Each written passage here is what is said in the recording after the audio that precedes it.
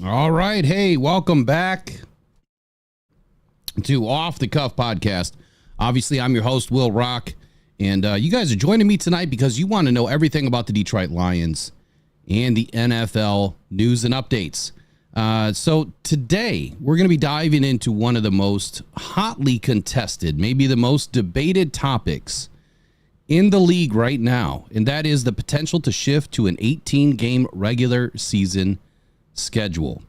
We'll cover the implications for players, teams, fans, and the league itself. And then next up, we also have Josh Paschal. Breakout season potential? Is it true? Can it be true? Is that what we're going to expect from him this year? I would say that we need to see something. And then Jahmyr Gibbs, man, he gets good news. He finally gets his due. Lions news, rumors, and more coming up on Off the Cuff.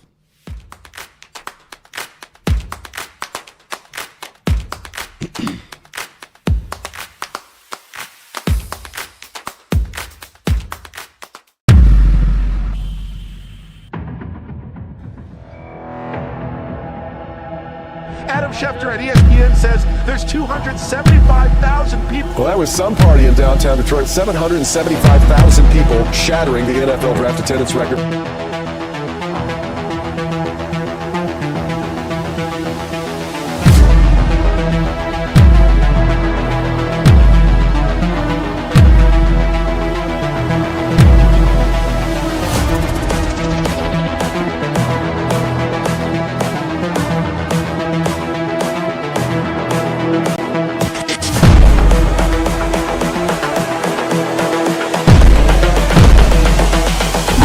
This is the future. All grit.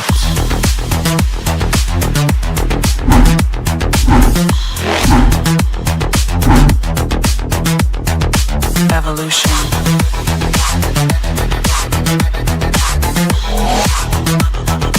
This is the future. All grit.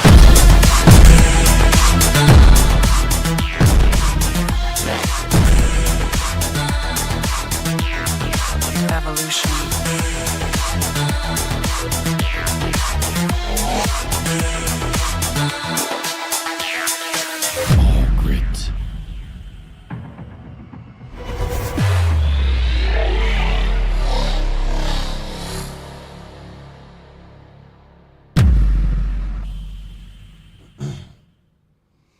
All right, so 9 Drink says, let's get it on. Let's do that. Let's get it on tonight. Let's talk about your Detroit Lions, the NFL news, all the rumors that we're trying to find right now in what is a very bleak season. But, man, we are just, 12 days away-ish? 14 days? I don't know. We're less than 2 weeks away, I think, from training camp. Yeah, there we go. Training camp, and we're going to have plenty to talk about. Shows 365, man. I tell you what, we're going to be going 7 days a week, twice a day. That's where this channel is going to get to, with multiple channels bringing you guys all sorts of different content. Please check out the All Grit Pod at the All Grit Pod. New podcast going to be coming soon. The Blue Zone is going to be coming here pretty soon, bringing in another creator to cover some Lions content. So be looking for that. It'll be on its way here shortly. Today's quote of the day: leaders are made, they are not born. Vince Lombardi. I love that quote because it talks and it speaks to your hard work, man. The work that you're going to put in each and every day to be the leader that you are. Vince Lombardi obviously was a pioneer in the NFL landscape. Incredible things that he did for the game of football. So first off, let's talk about why this idea of 18 games is even on the schedule, or even on the table, I should say, not on the schedule. The NFL has been considering expanding the regular season for quite some time. And we know one thing about the NFL that remains true. They are all about the Benjamins, baby. You got it. They are all about the money. And being sued for $5 billion, or just south of $5 billion, and if they should lose in their appeal, well, what a better way to make up some revenue than to add another game to the schedule. So not only has it been on the table for a bit, But I feel like that's maybe one reason why they might try to usher it in just a little bit sooner rather than later. I mean, does it make sense? You tell me in the chat below and in the comments, does it make sense? Is that a great way for the NFL to make up revenue? Or are they spearheading a big problem that could cause more issues within the NFL right now with player health? Because I feel like that is a big topic of discussion that needs to be added into this. So current 17-game schedule, which was implemented in 2021, was already a big change. But why stop there, right, NFL? Why? The primary motivation has always been its revenue. We know that. But more games mean more ticket sales, more broadcasting opportunities, and ultimately more money for the league and its stakeholders. Before I get to the next paragraph, make sure you guys get your questions, comments, and show ideas into mailbag@rockdon.com. Again, that's mailbag@rockdon.com. We had a great question came in just the other day, and appreciated that because it really opened up my eyes to some things. Talking about rookies not being able to sign their contracts, or if they don't sign their contracts, why are they able to practice? So great question that was brought in. We talked about it this morning on the Rise and Grind morning show. So talking about extra money and opportunities for broadcasting and things like that for the stakeholders here, there's also the cons and the pros, I guess, or the pros and the cons to any major change when you consider adding an extra game. And I know it's only one game, right? That's what you think. It's just one game. But it's more than that. Here's what I guess I'll start with. Get your chef gear right now in the links below. Talking about revenue, you guys would help fund the Rocked On Cancer Foundation by getting your chef gear. All the links are in the description of every show, every live stream from today and all the way back 520 episodes ago. You'll help support the Rocked On Cancer Foundation. Of course, we get some sort of a commission from this that we're going to direct to that foundation. Doesn't cost you anything different. Just one click, and you're right there on FOCO's website. We appreciate any support that you guys send our way. So let's talk about some positives here. On the positive side, an 18-game season would provide more football for the fans. I think we can all agree that right now we are dying for some football. It seems like we just closed our eyes at the end of the NFC title game. And then some of us watched the Super Bowl. Some of us couldn't stomach the Super Bowl. Of course, I watched it. And then it's like, it's over?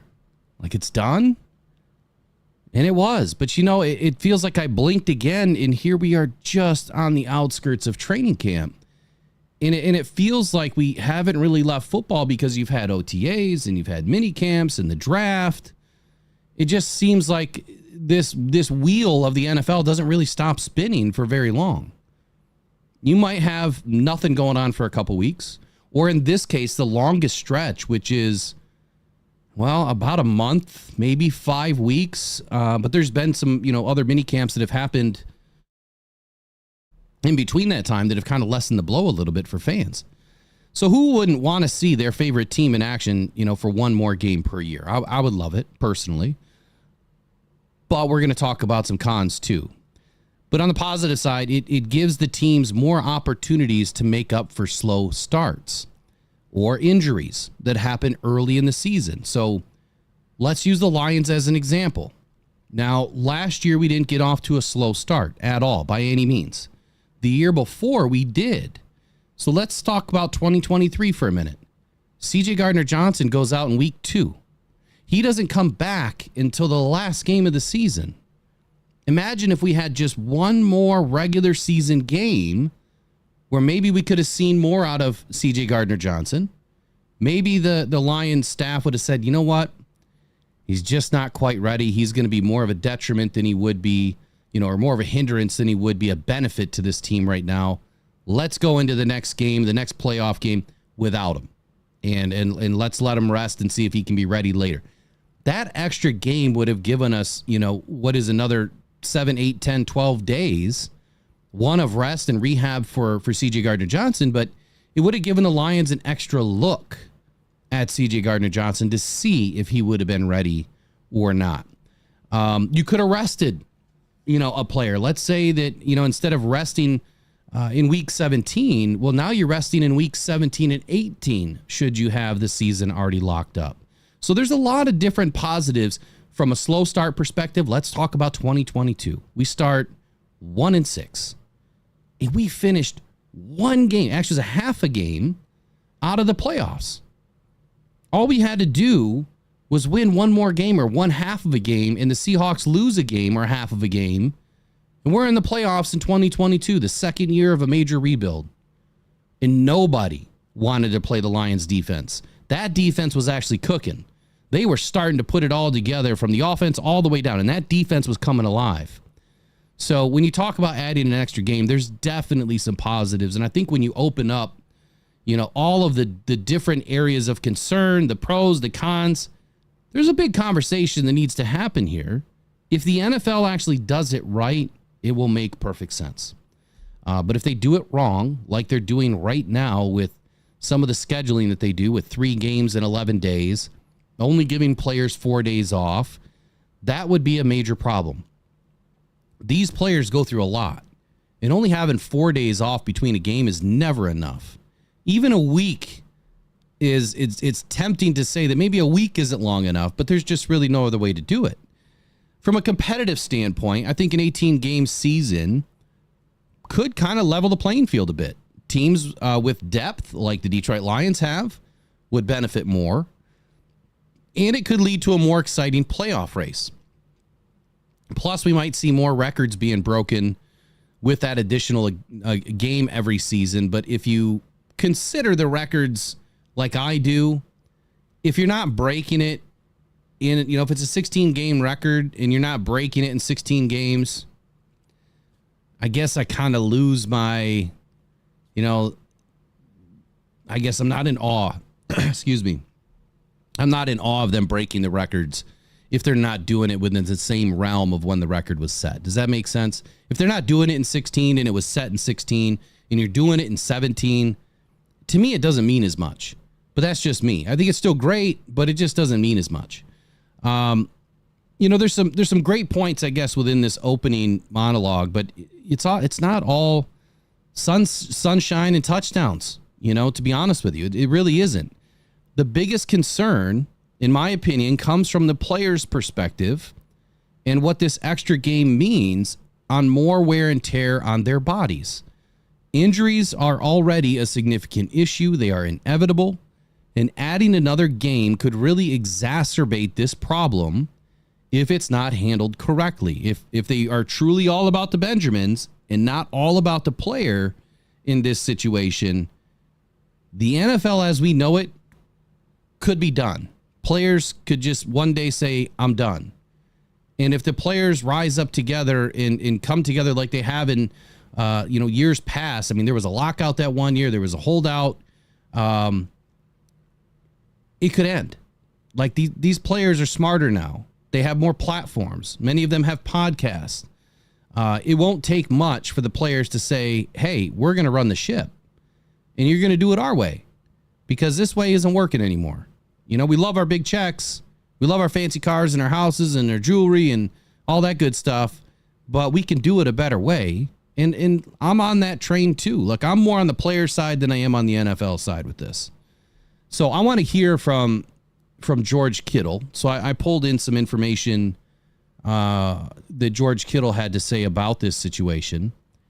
And I thought it was enlightening. I think that some of it's great information to kind of think about and think a little bit deeper on. And he brings a couple of points, together that I feel touch on, more of the player health side of this. So during an appearance on the Rich Eisen show this week, Kittle said that he'd be okay with 18 games as long as players also get more rest. And I think that's the key here. Let me shout out to everybody in the chat real quick. Before I get too far going. We got Tracy in the house. We got Rick. We got Alex Phillips. That's a different or new name. Welcome in tonight. 9 Drinks. John Knight's in the house. We got Chip Bradshaw. Who else is in here? Steve K. Salty Pork Chops. Do you ever put pepper on the salty pork chops? Just a question for you. John Doe's at the house. J-Rod. Who else is in here? Seen Chef Talks Lions is in here a minute ago. How you guys all doing tonight? Appreciate you guys in tonight. So 9 Drinks first question says, do they lose a preseason game? You know, I would say that they should. They absolutely should. I think that would make more sense. But I have a few key ideas here. J-Rod says 18 games, 56-man roster. I don't know how you went from 53 to 56. I was thinking more like 60. Like, they definitely need a whole nother set of 11 players or so, or get as close to that as possible, that they can utilize, because there's been some speculation that you'd have to rest your 11 players or something like not all players could play 18 games was one of the ideas. So you can't play all 18 games in one season. So Amon-Ra St. Brown couldn't play no matter what in one of the games. Jared Goff, I mean, how would that work? Does that mean that a different quarterback's got to play? Or does that exclude the quarterback? Is that everybody but the quarterback? I mean, I guess it would have to be. I can't imagine that you would sit the quarterback. But anyway, back to George Kittle here. So he says that he's okay with 18 games as long as the players get more rest. Here's his quote. Number 1, it's inevitably first going to get to 18 games at some point, right? And I think I've said it ever since we got to 17 games. I was just like, just give us 2 buys. That's all Kittle said. And it just adds an extra week to the season anyway, because instead of 18 weeks, you're now at 19 weeks. So that's another week of football. You're on TV with all the ads and all that stuff. It increases the season, and it gives the guys an extra week of rest because you need that. It's hard to play 18 games, but I'm totally fine with that. Just give us 2 buys. Now, Kittle added that he feels like a lot more players would be all right with 18 games if that change came from an additional bye week. And here is his quote. I think that when we did the CBA and we were like, it's 16 games and 17 games was not ever on the table. And then all of a sudden it was like, I think it's inevitable that the owners are going to say, hey, this is what we want to do. And then there's going to be some give and take. But if that's something they really want to do, it's going to be, okay, what's the negotiation? What can we get out of it too? Great question, George Kittle. Do not let these owners run roughshod all over the players as they like to do. Let me touch on a couple of points. He's talking about adding an extra bye week. He makes a great point here about the NFL being able to run all these ads. And, you know, an extra week of broadcasting, you know, probably an extra $100 million coming to the NFL at least without ticket sales or anything else, without, you know, apparel and all that stuff. You got a ton of money coming in. So my question would be, number 1, where does the salary cap go? So if the salary cap right now, if I'm going to do some easy math, let's just be easy with it. We'll go 260 million divided by 17 games. It's 15.3 million. We'll go with 15.3 per game. So does that mean that the salary cap now goes to 275 million at a minimum per team? I think it would have to, would it not? You're adding another 15 million per team. I mean, that's just at the beginning. That's just floor level type stuff, because remember, you're going to have to add, another set of players to play throughout the season, which means that roster is going to have to be deeper. You're going to have to add 5, 6, 7 guys to create another offensive line, another defensive line. You know, you got your backups in that, but you're going to need some more studs on this team that end up sitting out a week. So this is a very, very, very interesting time for the NFL. It really is. Solution by Kittle. Here's what he had to say. Kittle noted that he's in favor of changing the current offseason program schedule. This is one of my ideas too, is the total offseason program. Kittle mentioned that most of it is voluntary anyway, but the format could be revised to give players more rest. If you play throughout the entire playoffs, you're playing in mid-February, and then you're supposed to show up April 15th for phase 1 of OTAs. That's pretty aggressive, right? Like, that's not a lot of time for your body to heal and regenerate, to let your mind and your body both rest. That's not a lot of time. So I'm a huge fan.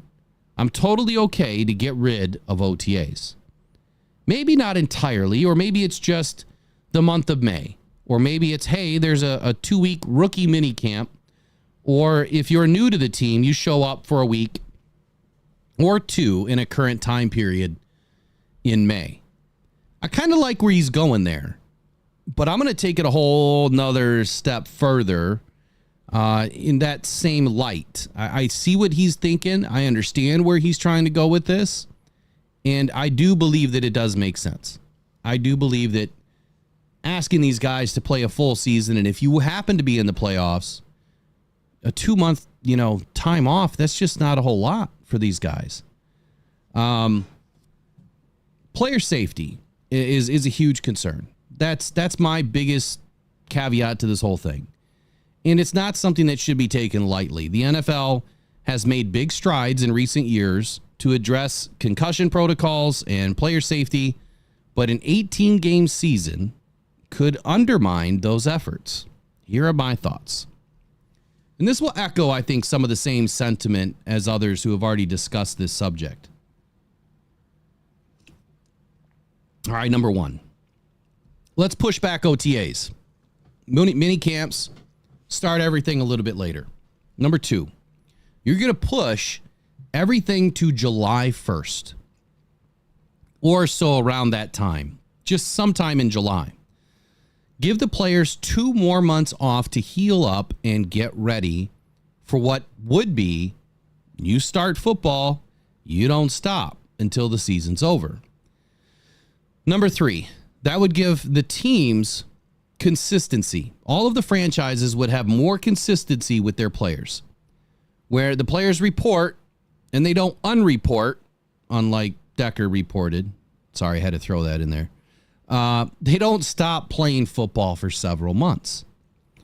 Number 4, the way it is now, they report for a few days, they go home. For a few weeks, they come back. For a few days, they go home. For a few weeks, and then they come back for a few days, and then they come back in a couple of months, or a month, 5-6 weeks, in that range. And then they play football for about 6 months. So when you think about it, they come back towards the end of July. So we'll just say July 20th. You've got August, September, October, November, December, January, February. So 7 months. 7 months these guys are playing football. Practicing, training camp, preseason, regular season, postseason, if you're in the postseason. So number 5, I guess to kind of wrap it up in a bow here, or kind of, you start sometime at the end of July, and you end obviously sometime in February. And it's kind of in between that time that, you have the draft when you're off in February, and then you find some other things to do. The NFL is going to have to get creative. If you think about it, this doesn't just affect the NFL. This affects the writers, the insiders, all the journalists, anyone that works in the NFL, whether it be concessions, any sort of job in the NFL, all of the contractors. It affects everybody. Now the Super Bowl is done. They come back. They set up for the draft. The draft is done. And now there's no rookie mini camp really, or maybe rookie mini camp is what starts July 1st. And then the veterans report, a couple of weeks later. Give the rookies, 2 or 3 weeks to get, week 1, you're getting in shape. Week 2, you start your installs, or you're probably already starting your installs week 1, classroom work, while you're getting in shape. And then you're starting to hit the field. And then the veterans come in towards the end of the season. what constitutes a veteran, they're going to have to figure that out. Is it a player that has played X amount of games, X amount of snaps, you're now a veteran? Is it the time you've been in a league and been part of a full-time roster? Maybe you didn't play, but you were part of the full-time roster going through everything. They're going to have to figure that out. What is a veteran? When do they report? But I think if you break it up that way, you give these guys plenty of time off. You give them the whole month of June when I've heard, well, I've got kids, so I can't take my kids on vacation until June. Or, come on. Everybody pulls their kids out of school for a week. It's not a big deal. It can happen. There's plenty of mid-season breaks or mid-year school breaks and all of that, spring break, you name it, that you can do something with your kids. But if you have all of June, and not everybody has kids, but if you have all of June, you can work that in. Rookie or veteran, you can work that in. So I guess the point that I'm trying to make is if you start later, you've given all that time to these players to do whatever they want with their life, basically for all of March, all of April, all of May, all of June, 4 months, where they can totally rehab their bodies. And then they come in and they just get to it. Now, the players that have been playing at a high level, they're not going to come in fat, slow, and out of shape. The guys that are like Amon-Ra St. Brown, they're going to be ready to go day one. The guys that aren't like Amon-Ra St. Brown, well, teams are going to have to deal with them, I guess. Maybe they have to have a monthly report where they have to come in for a weigh-in. Maybe you put something in there where they have to come in just to make sure that they're not way overweight or way out of shape. They have to come in for a monthly physical. It's just for a couple of hours. You fly in, you fly out, same day. No big deal. I think that things like that could be done. But here's where it gets interesting. This is my idea. And I know that this has been talked about before. Here's where I think it opens up the door for the NFL. What did we just witness this offseason while we were waiting for football? A certain player that is now part of the Detroit Lions. That's right, the UFL. So does this now open up the door for the NFL to capitalize on what could potentially really become the NFL D-League like you have for the NBA? Now, I know they wanted nothing to do with the NFL or the UFL before, but now I think this opens up the door for that, where you say, okay, you know what? We need more players, number one. Number two, we need more money. And if we need more money, the only way we can do that is to host more games. So let's put all of these games in our stadiums. I think most of them are played there already in NFL stadiums. A large majority of them are. But this is how you expand. This is how you have more players ready to play, and they're on opposite seasons. So you've got this D League that is playing between February and July, or February and June, or March and June, or whatever it is. The NFL slows down after the Super Bowl. The UFL picks up about a month later. You've got a little break in there for the NFL draft, but that entire time, you now have the UFL, which is going to be the NFL D League, which is going to give you everything that you need for your roster. It's going to get all of these players ready to play day one. It's not like they have the same grueling schedule that the NFL does. I think that's a perfect opportunity and a win-win for the NFL. But what do I know? They probably won't do it. So I thought that would all be interesting. You guys tell me in the comments. Do you think that you would want to see NFL Part 2 in the offseason where it's the UFL as the D-League?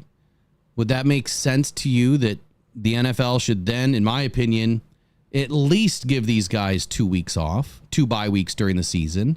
I think, number one, you have to give everybody the same bye week. And if they really want to make this competition-wise a level playing field, teams the same week off twice in the year.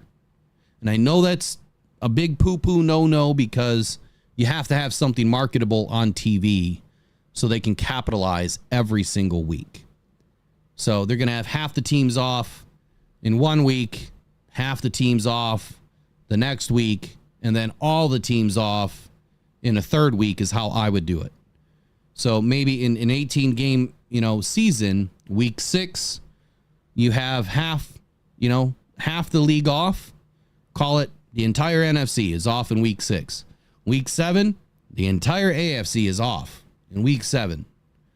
Week 13, the entire league is off in week 13.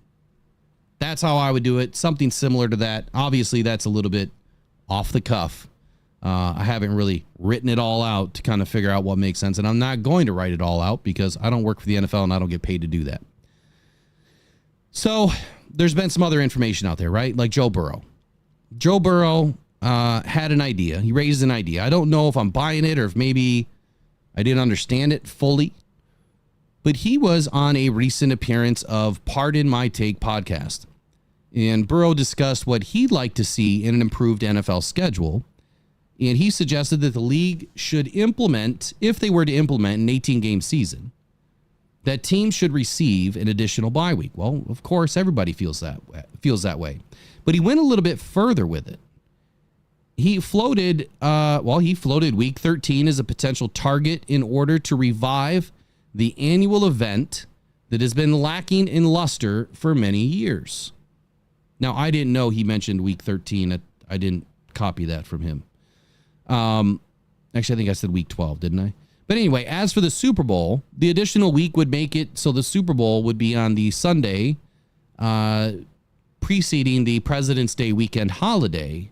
So that means that everybody would be off the Monday after, or most people would be off the Monday after, which, I mean, that's great for fans. You know, they don't have to worry about going, back to work the next day after watching the Super Bowl.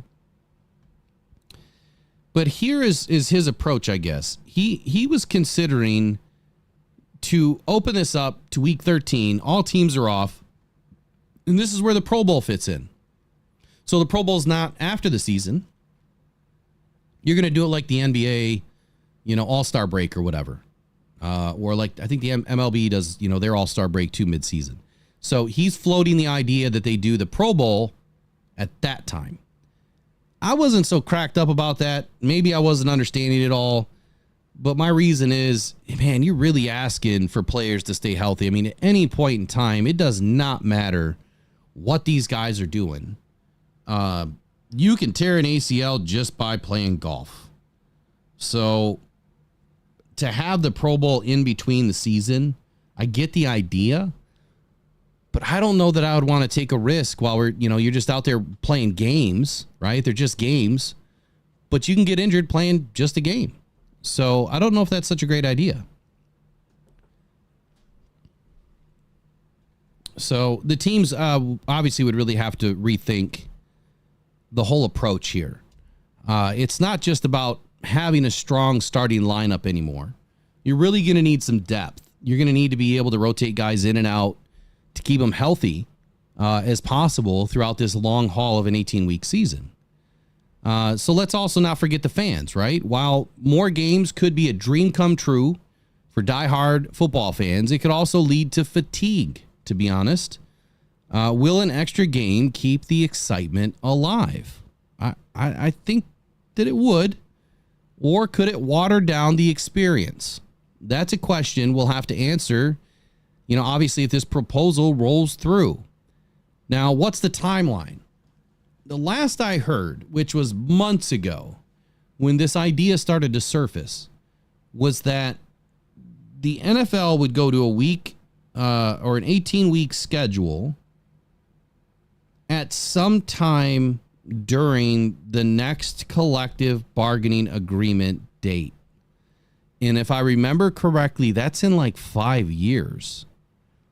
So be that as it may, I mean, if they wait 5 years to do that, great. Could they get it done before? They probably could. That would just mean that they would have to, kind of rewrite the CBA as it is right now. I assume that these players and the, player personnel that are on the NFLPA staff, like Jalen Reeves-Maben is the president, I assume that they would be smart enough to take their opportunity with a very broad brush and start to make some changes within the NFL landscape.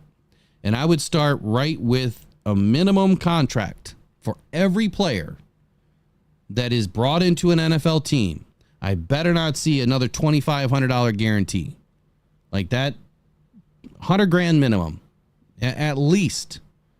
I don't care if the guy's on the team for 24 hours. That player needs some money. This NFL is way too big. And I know that, I'm speaking loosely here, but I don't think that would have really affect ticket prices when every team just got paid $404 million from last season's take on all of the revenue sharing, which now they're going to have to turn around and give right back because they're getting sued for $5 billion, roughly 4.8, 4.9, whatever the number was. So where do we stand right now? The league has been in discussions. The NFLPA, the CBA, they're all in discussions. But nothing is set in stone just yet. Owners, players, fans, we all have a stake in this decision, to be honest with you. And it's going to take some time to really reach a consensus opinion in where this is going to go for the foreseeable future. But one thing is for sure. The conversation is not going away anytime soon. And I think it's going to be sooner rather than later that we're going to start to see the NFL landscape change to an 18-game season. And by the way, they are trusting an outsider, apparently with the NFLPA. They hired a new executive director to do their bidding on this. So that'll be interesting too. Will he be bought off? Who knows? Let's get to some sponsors. Then I'm going to come right back to you guys here in the chat. So welcome in today's sponsors, Sports Spider. If you guys want to get all of your news in one place, you guys have to check out sportspider.com. That is sportspider.com. I tell you what, you guys want to get it all in one place. You wake up at 6 o'clock in the morning. You don't want to scroll anymore. Go to sportspider.com. Why? You guys can put anything that you want to appear in your feed every single morning when you wake up just by signing up for free and making your own feed on sportspider.com. They have every bit of news, articles, podcasts, you name it, your local writers, your insiders, every sport is on there at sportspider.com. MLB, MMA, UFC, even the X Games are on SportsSpider. Check them out today. And then Uper Lights. If you guys are interested in the fastest growing hobby in the world right now, which is rock hounding, then you're going to want to get to uperlights.com today. You can find their patented and branded flashlights that have a UV nanometer filament in it that will help you find those new glowing rocks founded by Eric Rintamaki called Uper Lights. So get to uperlights.com today. All items on sale right now, starting as low as $20. Don't forget to snag your Uper map on the way out of the checkout and find all of the cool places up in northern Michigan to find Uper Lights. All right, how we doing on likes? I don't even know how many people we got in today, but are we going to get to 100 likes and maybe 15 subscribers after this video? I hope so. We've only got 23 watching. We got a light night tonight. Maybe they didn't recognize the thumb, or maybe they're just sick and tired of me talking 7 days a week. I don't know. But anyway, so what do you guys think about this tonight? What do you think about the fact that, 18-game season? Like, really? Does this make you happy? I mean, does this make you a little bit worried as to, will certain teams get screwed with these bye weeks? Or do you think that the Lions will actually, or not the Lions, you think the NFL would actually get it right? I'm hoping for the latter. I'm hoping that the NFL would finally get it right and do right by all teams, not just the Lions. J-Rod says Super Bowl Saturday. I would be all in for that. I don't think that they would ever change it to Saturday, but I think that the Super Bowl should probably be a little bit earlier, like 6 p.m. Cake Man says, give me more games. Braylon Dennis says, make the Pro Bowl meaningful again. See, if they were to do that, then you definitely couldn't have the Pro Bowl mid-season. I mean, I just don't see them doing it. They don't get paid enough to go out there and put their bodies on the line. Braylon Dennis says, as long as we get 2 bye weeks, one near week 7 and week 12, we are good. Tracy, I'd be down for it on Saturday too. Let's see here. We need, so preseason. That's the other thing that I was going to mention. So preseason games. You guys had asked, well, would we lose a preseason game? Probably. I don't see how they could keep 3 preseason games and add an 18th. I mean, you might as well just get rid of it. Get rid of the preseason game. Force all teams in the NFL, all teams, to do a training camp hosting of another team. So training camp practice, live practice with another team. All teams need to do it. So get rid of the preseason games, or at least one more of them. Keep 2. You know, it's good for the fans that maybe they can't afford regular season games. You know, they can go to a cheap preseason game and have some fun. Makes more sense, right? Have the in-game or the in-practice and training camp practices with the other teams. I think that brings more value to the fans that go to training camp. But that's the other problem, is training camp, I feel like one of the days needs to be held inside the stadium so you can have more fans. Like, Allen Park is not big enough. It's just not. You can't fit enough space in there, or you can't create enough space in there to have more fans. And a lot more would love to go. I bet you we could probably pack a training camp day with 40,000 fans. Easy. I bet you we could do it. And if they just open it up to the first level at Ford Field, it would probably be sold out. Yeah, what did I not say? Joint practice? What did I say? Who knows? My words kind of blend together today. Joint practice. There we go. So what else is on the docket today? What do we got on the roster? Josh Paschal. Potential breakout season. Are you guys believing? You believing in Josh Paschal? I don't know that I am. I'm hoping. But Jahmyr Gibbs put together an article. Let me move some stuff around and see if I can pull this article up for you guys.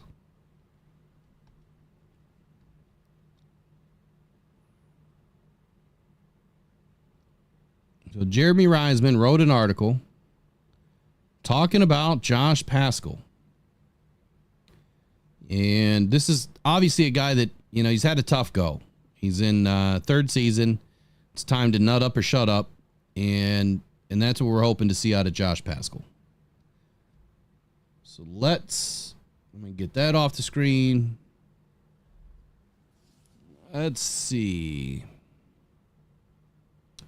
Well, we lost the screen. There we go. What happened?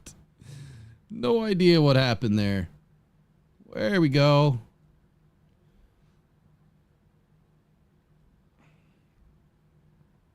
No, I hate ads. I can't stand them. All right, so Josh Paschal, according to Jahmyr Gibbs here.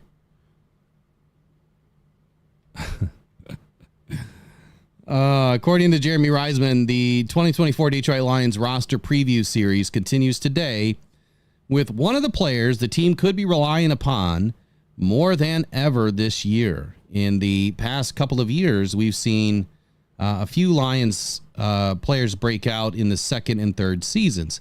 Now, if you guys remember, Brad Holmes says what? Do not judge my players until season 3. Just don't do it. So according to Jahmyr Gibbs, his question is next up, Josh Paschal. So I'm going to ask you guys one more time. Are you believers? Are you buying?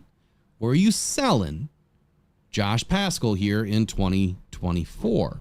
Now, we could definitely use a breakout season out of Josh Paschal on a defensive line that we tried to highlight the other day. It's a fairly deep defensive line, in my opinion, but we could really use a boost out of Josh Paschal, who came into the league with so much promise, and he just hasn't risen to the occasion yet. Now, year 3 has been a season of change for a lot of players. When they enter year 3, things just start to click a little bit more. So according to Jahmyr Gibbs, the expectations for 2023, is he mean 2024? Why does that say expectations for 2023?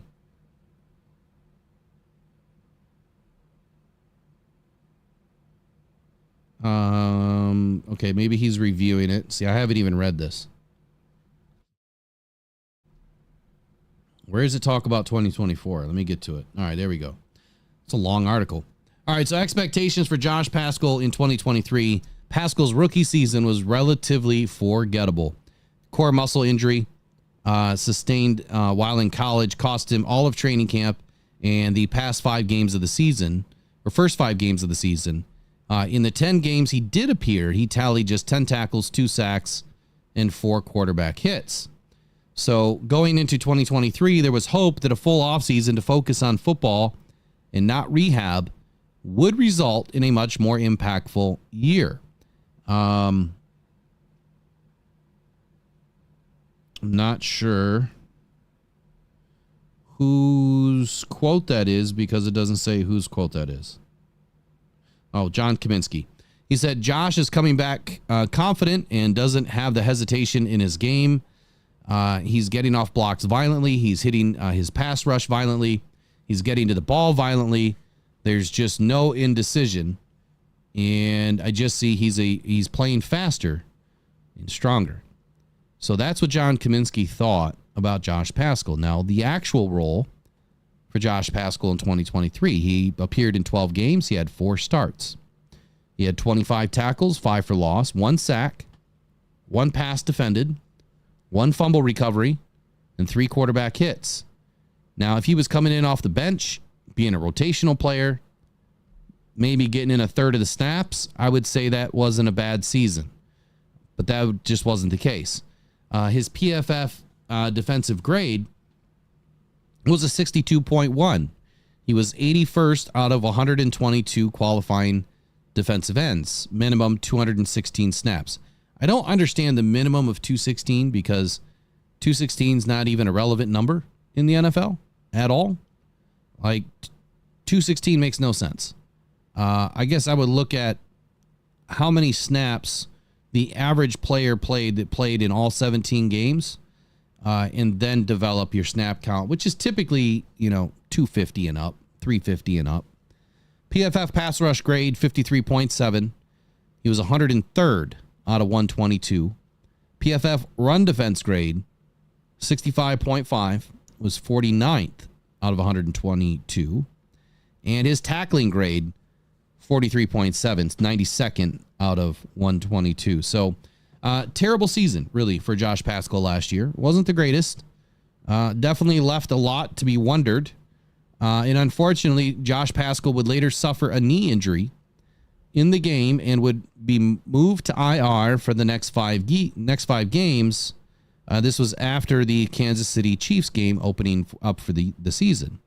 When Paschal did return after the bye week, it took him a couple weeks to get his footing. But for a short stretch there, he was playing out of his mind. I don't know that those stats coincide with that, but maybe. So from weeks 12 to 15, Josh Paschal is PFF's 42nd highest graded edge defender with a 71.3 defensive grade. He ranks 6th among first and second year edges in that span. His grade is directly behind Danielle Hunter, Harold Landry, and Chase Young. I just can't believe in that. And that's why grades, I've done a lot with grades, and I'm doing a lot with grades every morning show now, doing the rivalry show and kind of comparing, our team versus the rest of the division. You can't believe in every metric that you read. You have to have the eye test. But in this 4-game stretch, Paschal tallied 9 tackles, 2 for loss, 1 sack, and a fumble recovery with 6 pressures. His production, of course, tapered off a bit from there, but perhaps more importantly, his playing time skyrocketed. Detroit grew more and more comfortable with him in the lineup, and he gained valuable experience, which is going to be really needed for this season. So what's the outlook for 24? Progress is never a straight line. And we in the media tend to predict breakout seasons far more often than they actually happen. Go figure. It's because, according to Chef, it is the silly season, and you're just trying to find things to write. I mean, we're all guilty of that. We're trying to find things to talk about. But I look to Paschal's season, And I certainly see some progress being made and indications he's only scratched the surface of his potential. Will he be the pass rushing phenom opposite Aiden Hutchinson? No.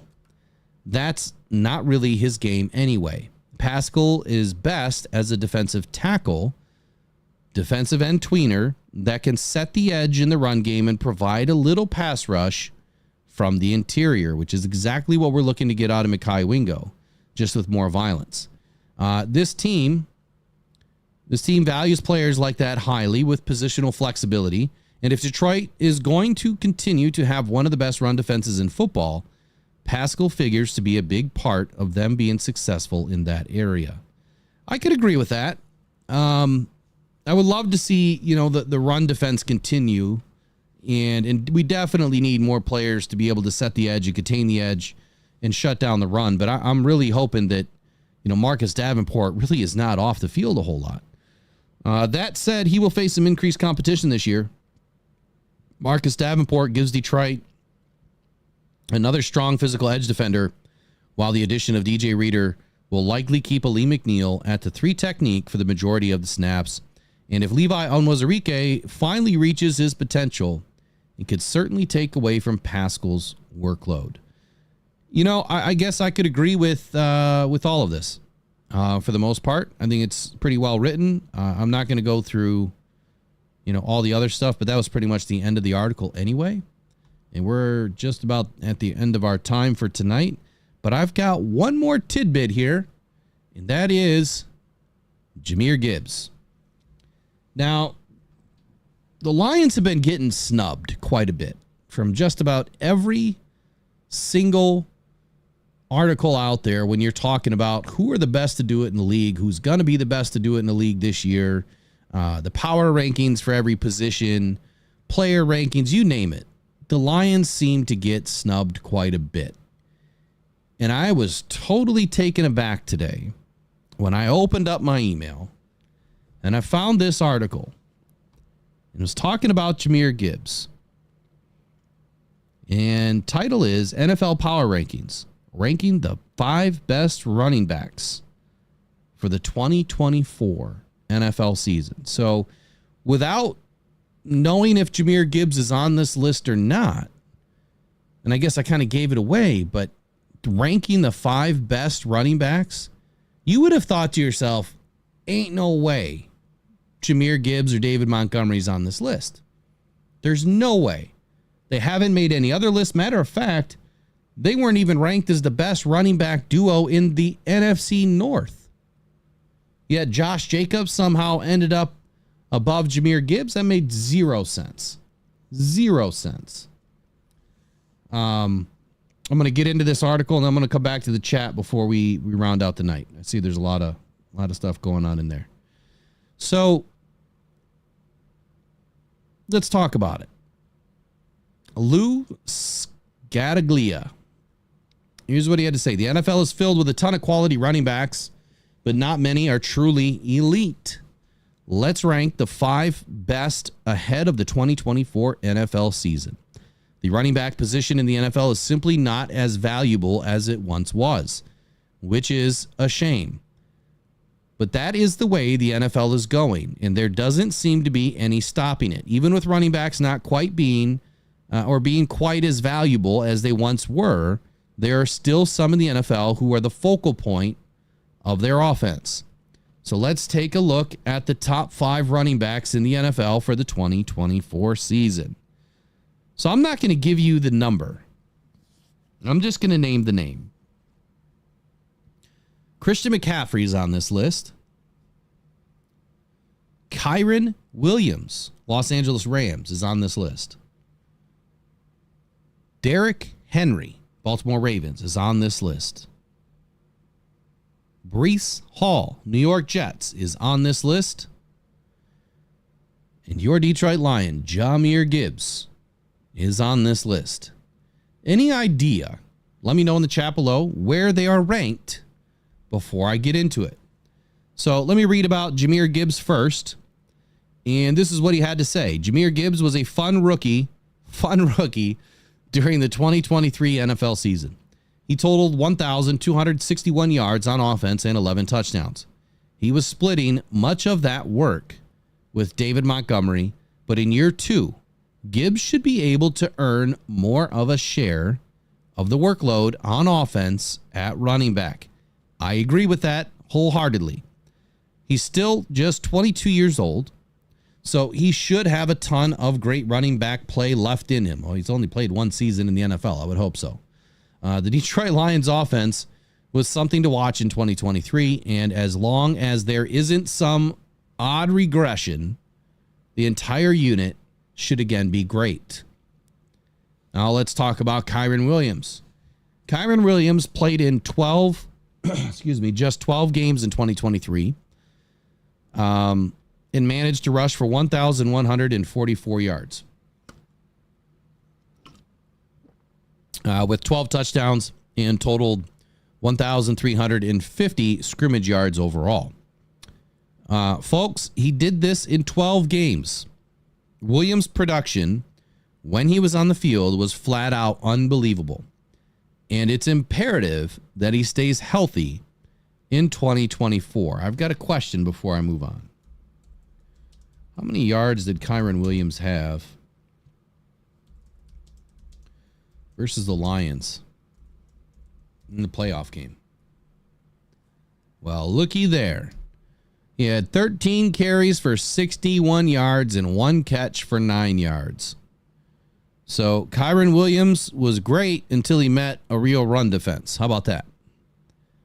I'm not sure, what schedule they played last season for LA, but maybe they just didn't go up against some of the better run defense teams until they met the Lions.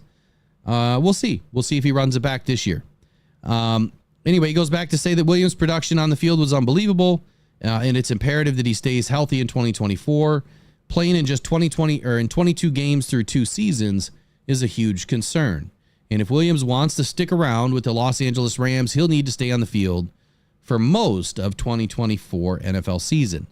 Make no mistake, he's still one of the best running backs in the NFL.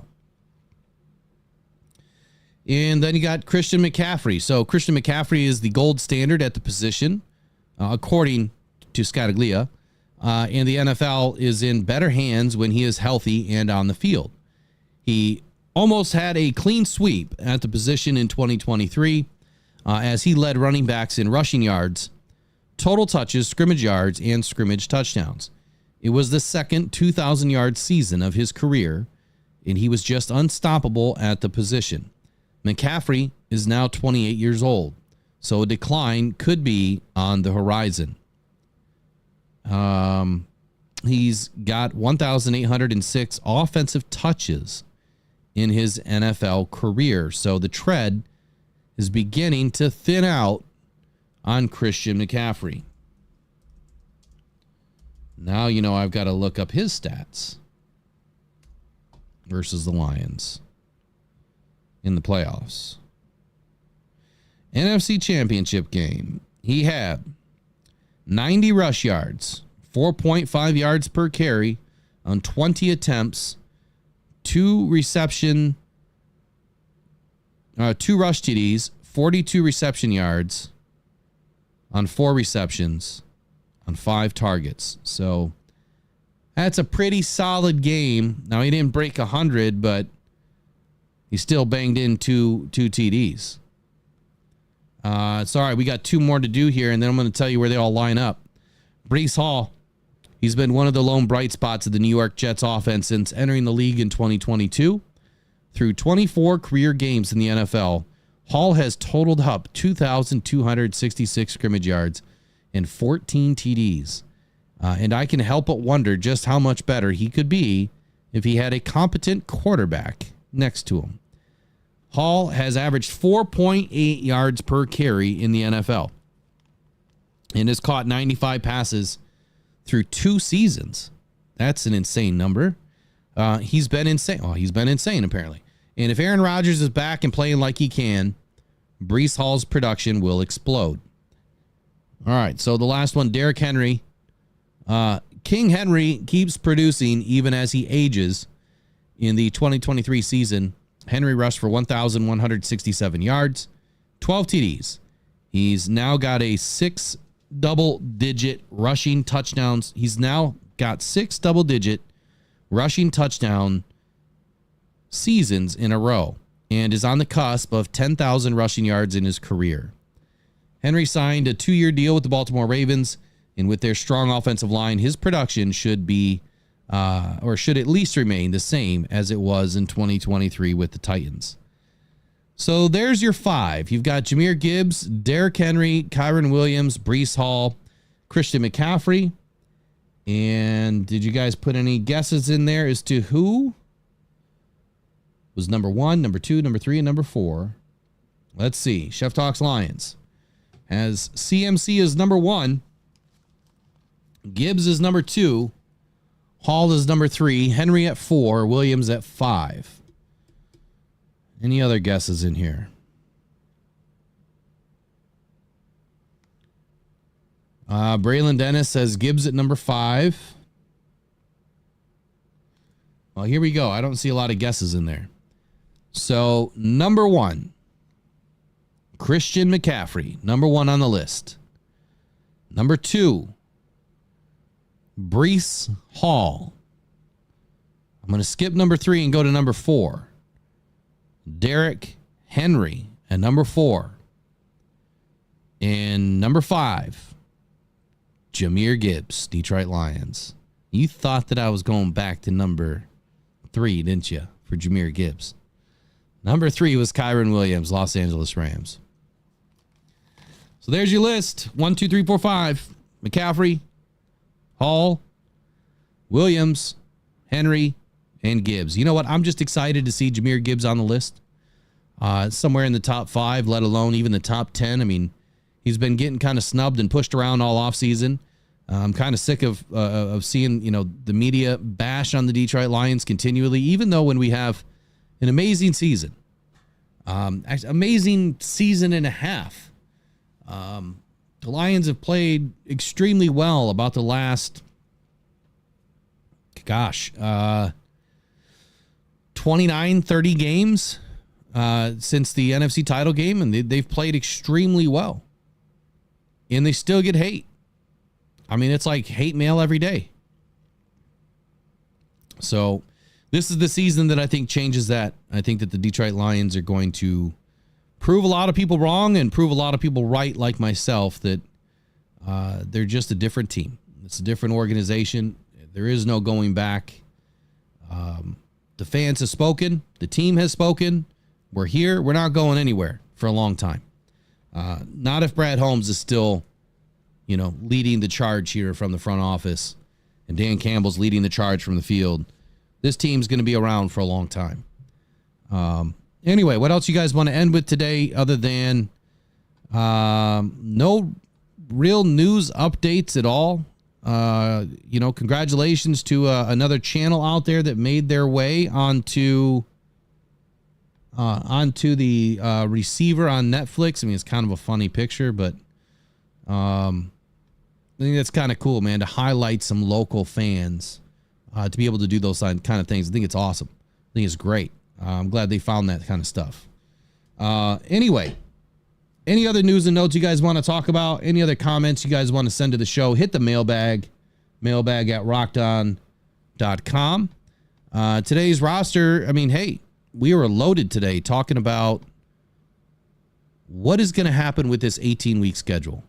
When is it going to happen? Should it happen? What needs to happen when it finally does happen? I think that the Detroit Lions will benefit from this in some way. Obviously, having such a deep team right now would only benefit them later if it happens at the right time. And let me move on to another screen here. Main scene. There we go. Finally, I want to remind you guys one more time, if you guys want to dress up like Brad Holmes and get to cooking, then you need to get your chef gear right now on foco.com by following the links in the description. You can get all your chef gear today. And who doesn't want to cook like Brad Holmes, man? Whether it's your husband, your girlfriend, your boyfriend, your father, your uncle, whomever, get them decked out with the chef hat, the oven mitt, the apron. Just get them decked out like the chef and let them cook like Brad Holmes. they could use a good gift from you guys. And we'll benefit our Rocked On Cancer Foundation with all of your purchases. So appreciate you guys joining tonight. Be back in the morning. Tomorrow is, what are we doing tomorrow? Linebackers. We're doing linebackers in the morning. So NFC North, unbiased. It'll be back on Rise and Grind in the morning show at 8 a.m. tomorrow. We're going to be discussing the linebackers and who has the better linebacking group. I can tell you right now, I don't think it's the Lions, but you're going to have to find out in the morning. That's it for tonight. Go One Pride, go Detroit Lions. We'll see you guys in the morning. Bye-bye.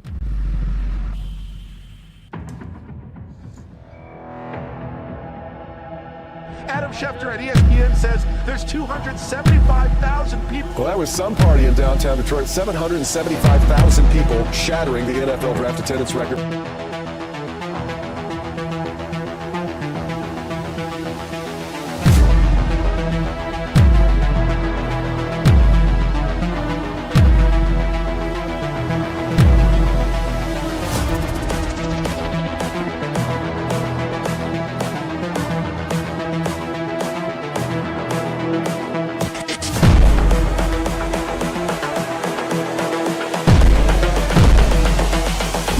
This is the future.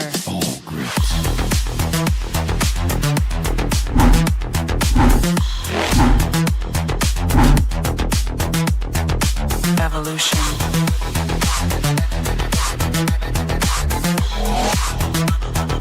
This is the future.